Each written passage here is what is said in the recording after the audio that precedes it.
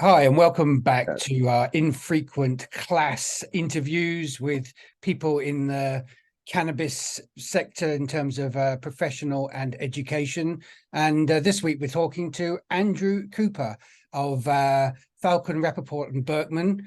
As you can see there in the background, Andrew's also a academic. Give us a little bit of background about yourself first, Andrew, and then we'll come on to our standard set of questions that might help sort of clear some of the cobwebs for students.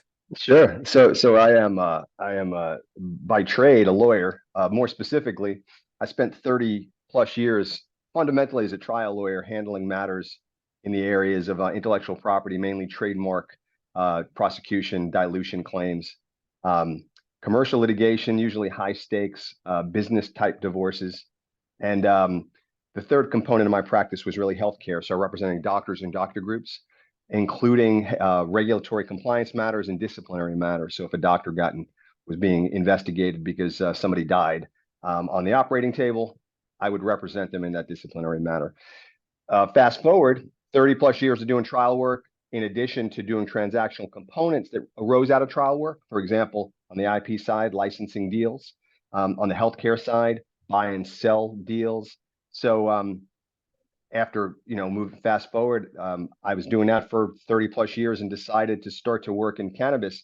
I had been litigating in the space, really, once again, high stakes commercial type matters. Mm-hmm. Became enamored with it, and decided that my experience on the brand building intellectual property side, in conjunction with the healthcare side, which is very, very regulatory and compliance heavy, cannabis was a perfect segue for me to move forward with moving forward in my career. And so you're also an academic now. So are you a professor or are you a lecturer?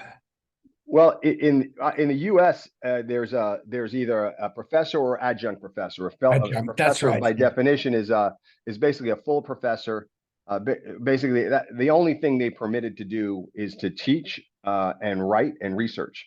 Adjuncts are drawn from practical experience. So people who teach classes as adjuncts usually teach only one or two classes rather than a full load of classes, and they teach in an area of specialization. So, for example, bankruptcy classes often taught by bankruptcy judges. Um, and similarly for me, I taught a foundational lawyering class, which was basically a course that was designed to help young law students understand what skills they needed to become trial lawyers. And most recently, had the opportunity to teach a what we call a law and business of marijuana, although I don't call it that. I call it law and business of cannabis, and we can talk As about as why. as as do I. Right. And ironically or incidentally, the class is supposed to start at 4:10 and go to 6 o'clock. We changed the official start time to make it 4:20, which I hope everybody appreciates. So, Okay, well, I mean, look, that actually answers our standard first question. Have you been able to carve out a space for yourself? I suppose let's lead on to the second question, which is what is the most important thing that law students should be focusing on when it comes to trying to get into this nascent cannabis industry? I mean, where do you think they should start? How should they start? What should they be thinking about? I think cannabis is unique to all practice areas, or when compared to all practice areas, because it's an emerging marketplace. We've never had it before. It's literally going from 0 to 60 in such a short span of time that it actually provides young lawyers with an opportunity to become what they now call subject matter experts. Um, when I went to school, you'd had to practice for 20 or 30 years before you were recognized as an expert in your field. Now I find that I'm dealing with other lawyers in the cannabis space who have been practicing 2, 3, 4, 5 years, and they have developed and built a reputation in the space that makes them relevant. And I say relevant only because the idea and goal is to control your own destiny on some level. As a law student, you're beholden to so many masters. You have your clients, you have other lawyers, you have your partners, then you have judges. No other profession is literally beholden to that many masters, which makes your life sometimes complicated. So cannabis actually is a way for you to develop a level of experience and expertise that allows you to gain more control over your destiny. And I tell students all the time, I said, you decide what you want from the profession. You decide what you want to be when you grow up. Effectively, a lawyer can wear any hat, and we do everything better than most. So you shouldn't feel locked in. But as far as cannabis, I talk to people all the time, including my students, and I tell them that cannabis provides an interesting opportunity.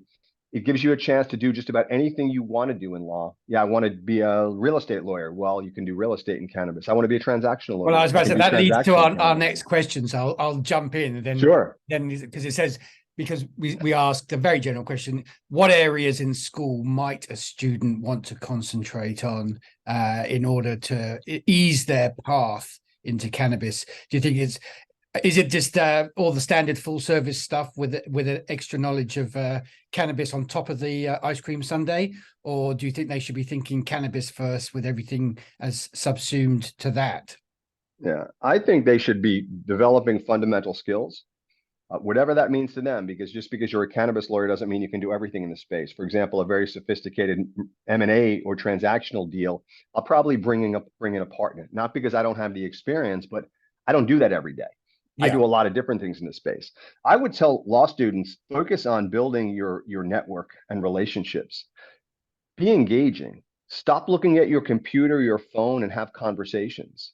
Connect with people. Ask them to spend 5 minutes with you and talk to you about what they do and their journey, the path that brought them to cannabis. Because what I find unique in cannabis is everybody's got a really, really interesting story as to how they found cannabis. And that's different than any other practice area. Most other practice areas you find, I don't know how it happened, I just ended up here.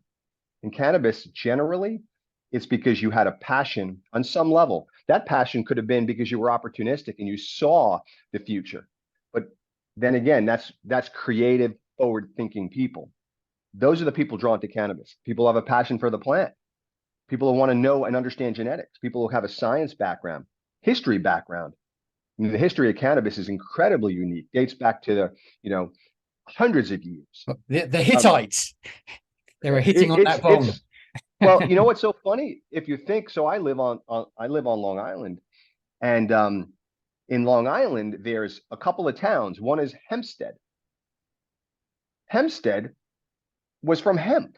Yep. Hemp was native to Long Island. It was the biggest crop that we had back when we came here from England.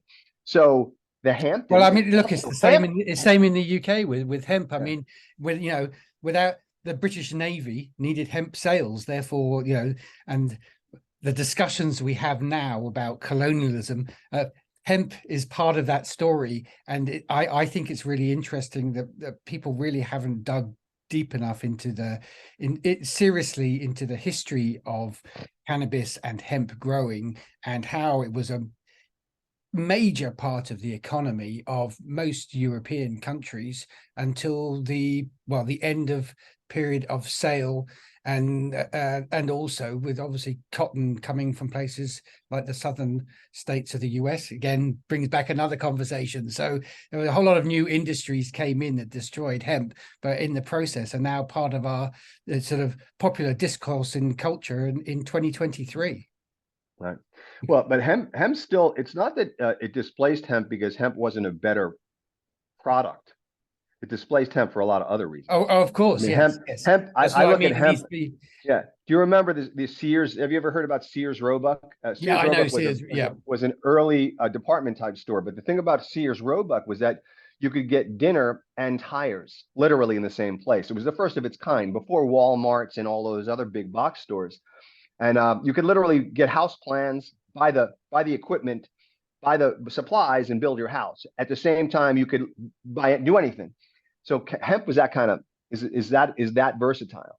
You can literally make milk, make food, make clothing, make sales, I mean, there are hemp cars. I mean, obviously not the engine part, but basically every other part of the vehicle. So yeah, it's interesting when you look back at the history.